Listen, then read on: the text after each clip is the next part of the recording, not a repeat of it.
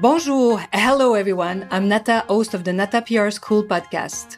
You're a successful entrepreneur or marketing manager and you're about to launch a new product or service? Or you've been selling your goods for quite some time, but you want to learn how to increase your visibility, get known, and reach more clients? At NATA PR, we deal with real clients every day and we'll teach you simple, fun, and honest PR solutions. You'll learn easy steps to combine PR to social media right now. Keep listening and let's get started.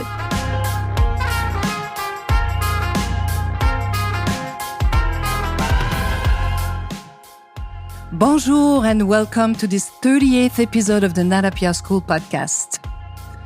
PR and marketing laws. So we keep exploring some of the rules and today's rule number 3, success. On the last podcast, we're exploring failure, and I thought it might be more fun and more dynamic to explore success.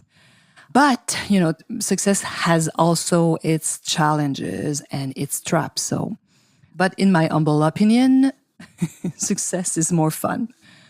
And I want to start with the Collins English Dictionary definition. What is success? So success is the favorable outcome of something attempted. In French, in the Larousse, it talks about an happy creation, happy ending. But I love this definition, which is the favorable outcome of something you have tried to accomplish, right? I don't know about you, but when I created my company, NATA PR, 20 years ago, I didn't tell myself, let's fail, right? Let's fail as many times as possible so we can generate success. No, obviously I was thinking, I'm creating this company and I want to generate revenues. I want to make money with it. I want to have success. Because let's be honest, when we create a company, it's for making money. We want to make money and make sure we can pay our suppliers. If you're a solopreneur, you want to be able to make a living out of what you are creating. Of course, we learn from our mistakes and our failure. But when we put all the effort into starting a business, the point is probably to succeed. And for me, success is when I make enough money to be able to pay my employees, my suppliers, people who create different tools for us. When people can earn a living working for NATA PR, this really fills me with pride and joy.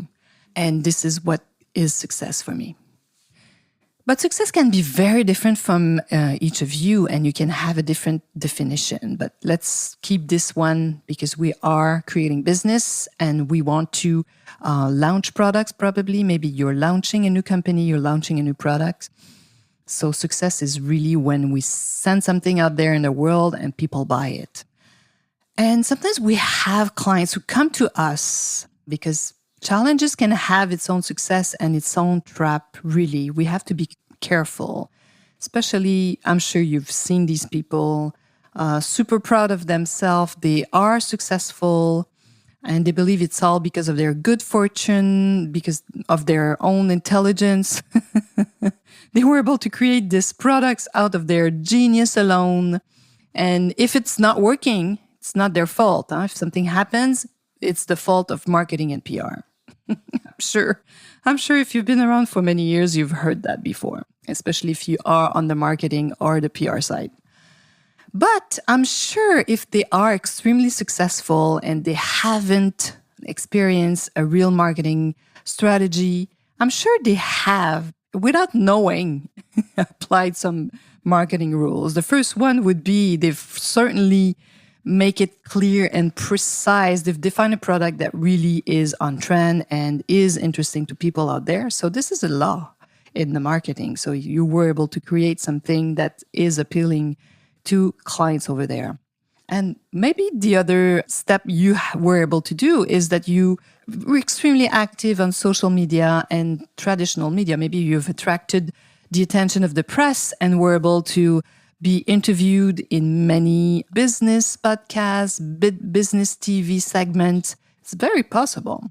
But know that these are marketing steps. It doesn't happen just by chance or just because you were super smart. And then, the next challenge is to keep the ball rolling. This is why, you can have a lot of success, but you have to be careful in what you implement and what you do to keep this success going. One of the classic trap we've seen often at the agencies when, let's say, the owner believes that thanks to him, he had so much success and he sees himself as the typical customer, his typical client. They think they can be in their client's brain. You have to be careful because many of our clients are men and they created products for women. It's very impressive to see how many male clients we have that are launching products for women. And I've seen it before. In some meeting, we're sitting around a table in the boardroom, and you have these men that owns a company that, let's say, produces beauty products, and they have all these advices, and they are convinced they know how women think. So be careful. This is one of the biggest traps.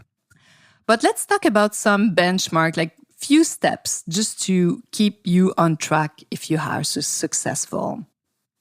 The first one would be to keep an eye on the trends because they are just like tides. You can't fight a trend. That's the number one. The number two, maintain direct contact with your customers, your base. Make sure you know and you see what they do, you hear them. There are many different ways to do that.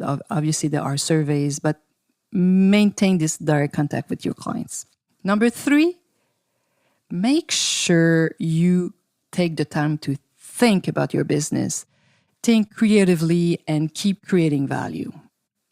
This is what I've seen when clients were extremely successful, especially with new brands who decided to sell their products in North America. They can be European brands that decided to enter the North American market. We've accompanied a few brands like that, many actually. And I've been surprised all the time by what they were looking for. And these are four things they all do. The first thing, they're dying to go out in the field and meet clients, like real clients in drugstores and supermarkets. So they talk to people, they watch them, they ask them, why are you buying that brand? Or if it's not their brand, they want to know. And number two, they're super humble and they're willing to listen to the experts they hire. Because I've seen it too. I've seen big successful company come, they hire marketing PR company and they don't listen to them. They think they know better than them. But those who are extremely successful do listen to the agencies they've hired. And they also welcome customer feedback, even if it's negative. They want to know. Number four, they're open, if necessary, to adapt their products to serve their future customers better. These are four steps. So they're dying to go out there on the field, talk to real customers. They're open to comments. They welcome feedback. They're open also to adapt their product if necessary, obviously. So be careful because delegating all your marketing can be extremely dangerous, probably sometimes the end of your business, really.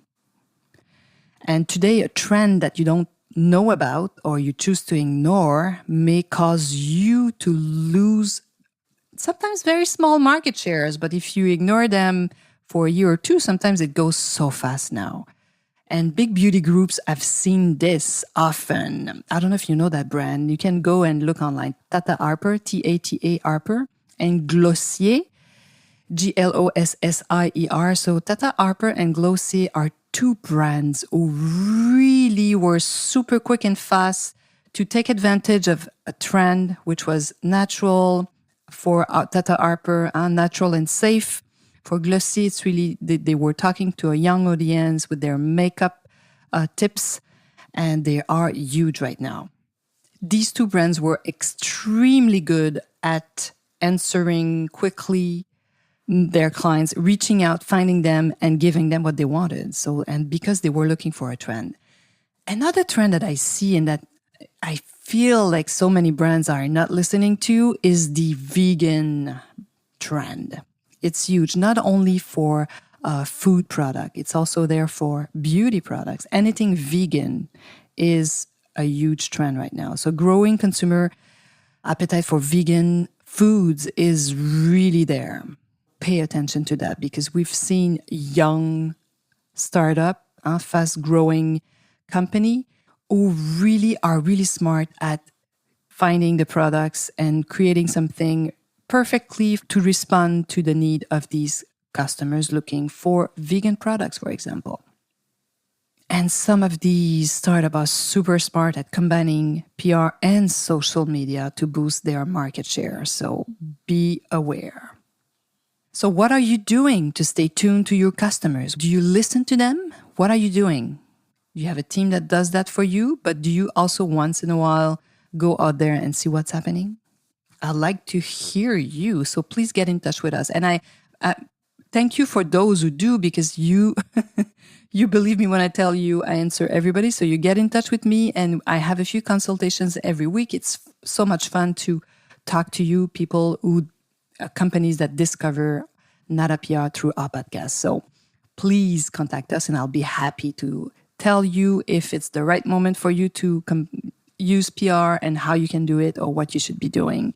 In all honesty, I'll be answering all of your questions. So get in touch. And if you want, you can also get on our list at natapr.com. So hopefully you've learned a few things and you are careful if you're successful. And what do you do to keep this success growing? And what are the tools you're using? I'd love to hear you. I hope you've learned a few things today and that I captured your attention for a few minutes. And I hope to see you there next week. À la semaine prochaine. Hey, you want to learn more about how to implement PR strategies? Head on to natapr.com and get on our list. You will also receive the NATA PR model on how to create a successful PR campaign. If you want to become a client, just send us an email to nata@natapr.com. Talk to you next week. À la semaine prochaine.